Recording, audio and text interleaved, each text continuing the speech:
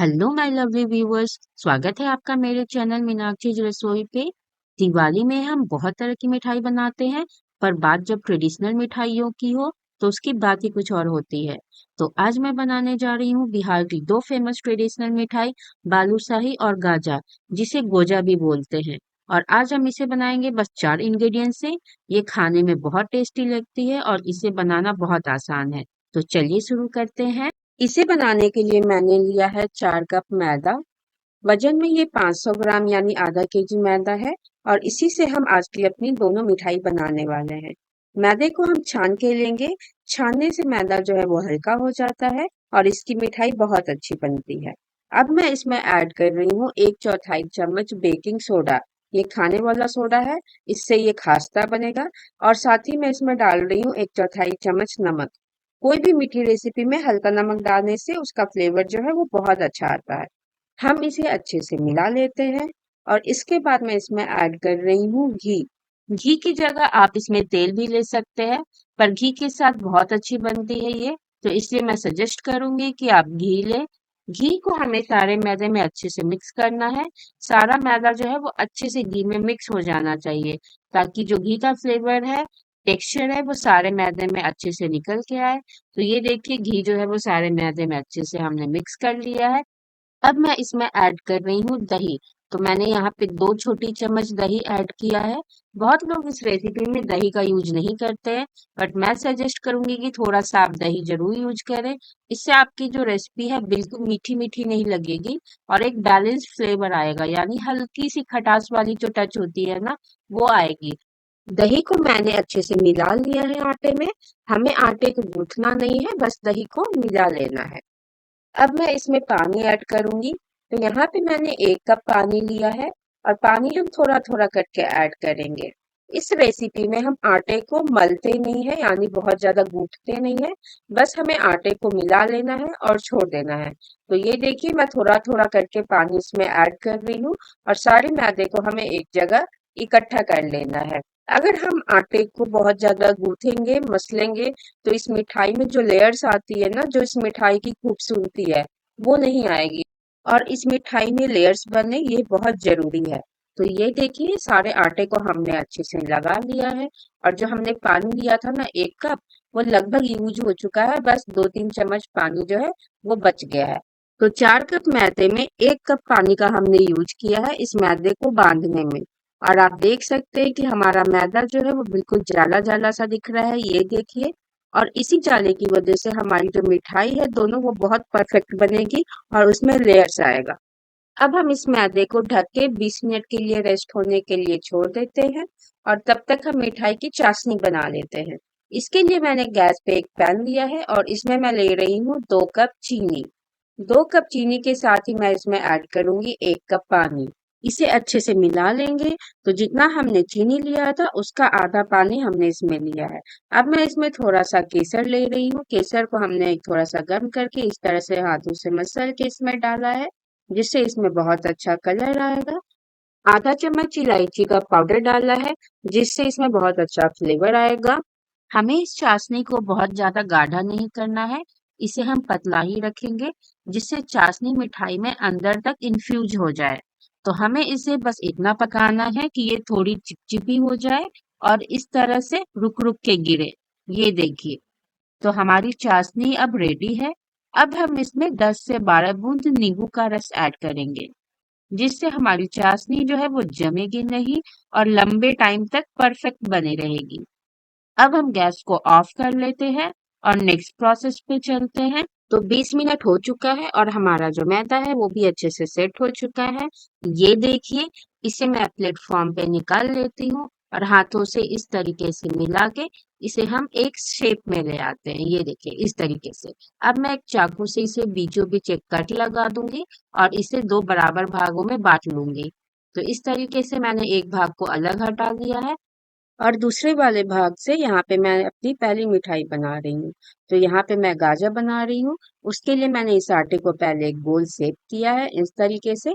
अब हम इसे बेल लेंगे। तो एक बेलन से मैं इसे थोड़ा सा पतला बेल लूंगी। हमें इसे बहुत पतला नहीं करना है, जैसे हम रोटी या पराठा बनाते हैं ना, वैसा हमें इसे नहीं बेलना है। थोड़ा सा पतला हमें बेलना है। तो ये देखिए, बस इतना पतला रखना है हमें इसे। अब हम इसे फोल्ड कर लेंगे। तो जैसे हम पराठे को फोल्ड करते हैं, बिल्कुल उस तरीके से मैंने इसे 2 बार फोल्ड कर लिया है। फोल्ड करने से इस मिठाई में लेयर्स बनेगी। तो इसलिए ये जो प्रोसेस है वो बहुत इंपॉर्टेंट है। वापस से हम इसे बेल लेंगे। बेलते वक्त हमें कोशिश करनी है कि जितना हो सके उतना हम इसे चौकोर बेलें। तो ये देखिए, इस तरीके से मैंने इसे बेल लिया है। वापस से हमें इसे फोल्ड करना है और बेलना है। तो इस प्रोसेस को हमें 3 से 4 बार कम से कम करना है। जितनी बार हम इस प्रोसेस को रिपीट करेंगे, हमारे गाजर में उतना अच्छा लेयर्स आएगा। तो मैंने सेम प्रोसेस से 3 बार इसे फोल्ड करके बेल लिया है, बट मैंने पूरा नहीं दिखाया है, नहीं तो ये वीडियो बहुत लंबी हो जाती। तो अब मैं इसे लास्ट टाइम बेल रही हूँ, ये चौथा और फाइनल स्टेज है। तो इसे हम इस बार डायरेक्ट फोल्ड नहीं करेंगे, बल्कि इसे कट करेंगे। तो ये देखिए, इस तरीके से हमें इसे 4 पार्ट में कट करना है और एक के ऊपर एक रख के इसे जोड़ना है पहले। तो ये देखिए, इस तरीके से हमने इसे एक के ऊपर एक अच्छे से रख लिया है। और अब हम इसे हाथों से हल्का दोनों तरफ से दबा देंगे और फिर हम इसे बेलेंगे। ये हम फाइनल बेल रहे हैं, तो हमें कोशिश करना है कि जितना हो सके हमें इसका शेप चौकोर रखना है। तो ये देखिए, मैं इस तरीके से इसे थोड़ा थोड़ा सा साइड से दबाते हुए चारों तरफ से बेल रही हूँ, जिससे इसका एक अच्छा चौकोर शेप आ सके। हमें इसे बहुत पतला नहीं बेलना है। हल्के हाथों से बेलन चलाते हुए आप इसे मोटा बेलें। तो ये देखिए, इतना मोटा हमें बेलना है, इससे ज्यादा पतला हम इसे नहीं करेंगे। अब मैं इसे हल्के हाथों से दबा के इसे एक अच्छा सा शेप दूंगा। तो ये देखिए, मैं इस तरीके से चारों तरफ से हल्के हाथों से दबा रही हूँ और इसे एक अच्छा सा शेप दे रही हूँ। हमें इसे जोर से नहीं दबाना है। जोर से दबाने से इसके लेयर्स आपस में बैठ जाएंगे और फिर गाजे में जो है वो अच्छी लेयर नहीं आएगी। तो इस चीज का आप ध्यान रखें। तो ये देखिए, एक अच्छा सा शेप आ चुका है इसमें। तब मैं इसे चाकू से लंबा लंबा कट कर लूंगी। ये देखिए, इस तरीके से हमें पहले इसे लंबा लंबा कट करना है और फिर हम इसे चौकोर यानी स्क्वायर शेप में कट कर लेंगे। तो ये देखिए, इस तरीके से मैंने इसे कट कर लिया है। ये देखिए, कितना अच्छा लेयर आया है इसमें। इसका मतलब है कि हमने गाजे को बहुत अच्छे से बेला था।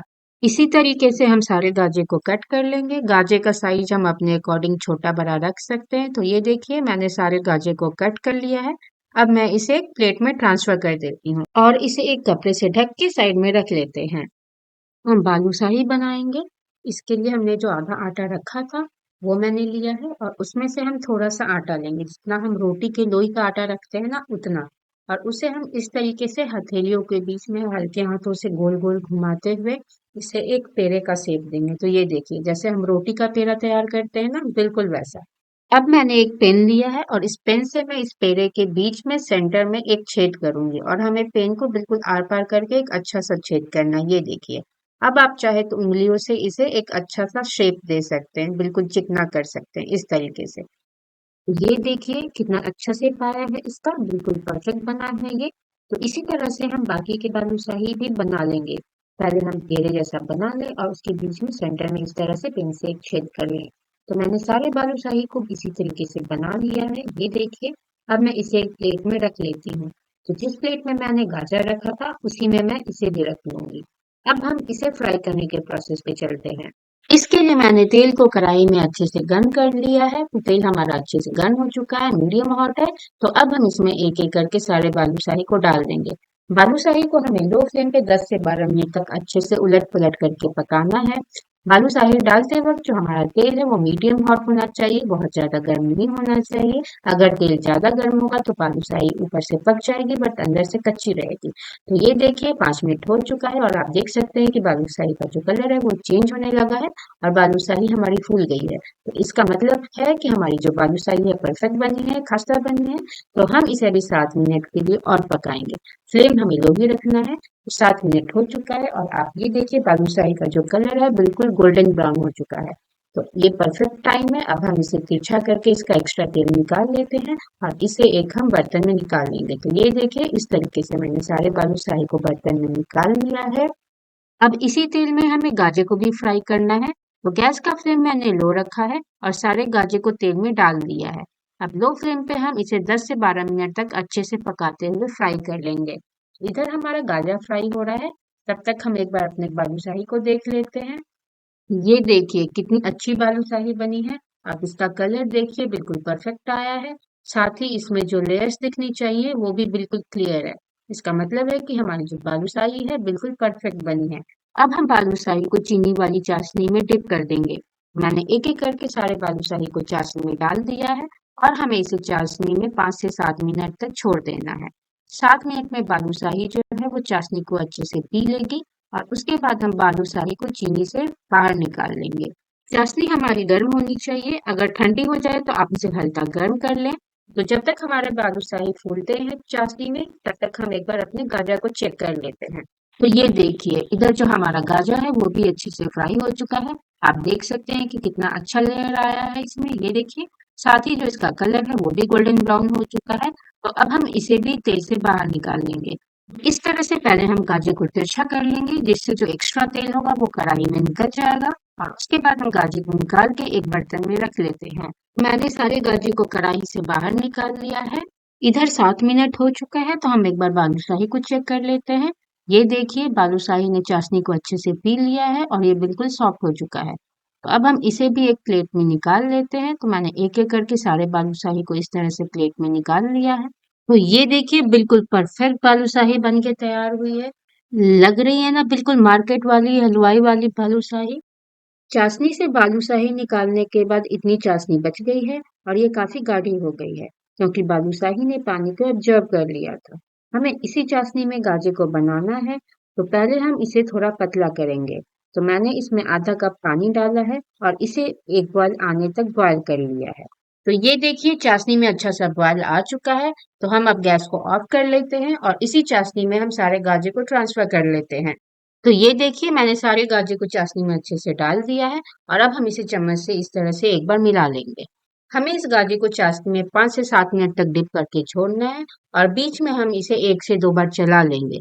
चलाने से जो नीचे वाले गाजर हैं वो ऊपर आएंगे और ऊपर के गाजर नीचे जाएंगे और इस तरह से सारा गाजर जो है वो चाशनी में अच्छे से डिप हो जाएगा और चाशनी को अच्छे से ऑब्जर्व कर लेगा। तो 7 मिनट हो चुका है और हम गाजर को एक बार चेक कर लेते हैं। तो ये देखिए, गाजर जो है वो चाशनी में अच्छे से भीग चुका है। इसने चाशनी को अच्छे से ऑब्जर्व कर लिया है। तो अब हम इसे एक ट्रे में निकाल लेते हैं। इस तरह से हम एक एक करके सारे गाजर को एक ट्रे में निकाल लेंगे। ये देखिए, तो हमारी परफेक्ट मार्केट वाला गाजर रेडी है। मैं इसे आपको नजदीक से दिखाती हूँ। ये देखिए कितनी परफेक्ट लेयर आई है इसमें। और जब हम इसे तोड़ेंगे तो ये देखिए, ये गाजर जो है अंदर से बिल्कुल सॉफ्ट और जूसी है। ये देखिए, पूरे अंदर तक इसमें जो है चीनी जा चुकी है और बहुत अच्छे से ये सॉफ्ट हो चुका है। अब मैं इसे ऊपर से थोड़ा सा पिस्ता से गार्निश कर लूंगी। आप चाहे तो इसमें चांदी का बर्फ भी लगा सकते हैं या फिर काजू से, बादाम से, जैसे चाहे इसे अच्छे से गार्निश कर ले। इसी तरीके से मैंने बालूशाही को भी पिस्ता से ऊपर से थोड़ा सा गार्निश कर लिया है। और ये देखिए, हमारी मार्केट से भी अच्छी परफेक्ट बालूशाही और गाजर दोनों रेडी है। तो आप इस दिवाली इस रेसिपी को जरूर ट्राई करें। ट्रस्ट में आपके गेस्ट को बिल्कुल भी बिलीव नहीं होगा कि आपने इसे घर पे बनाया है और उन्हें ये बहुत पसंद आने वाली है। और अगर आप मेरे इस चैनल पे नए हैं और आपको मेरी ये अच्छी लगी हो तो मेरे चैनल को लाइक, सब्सक्राइब और अपने दोस्तों के साथ शेयर करना ना भूलें। Thank you so much. Be tuned for the next video. Happy Diwali.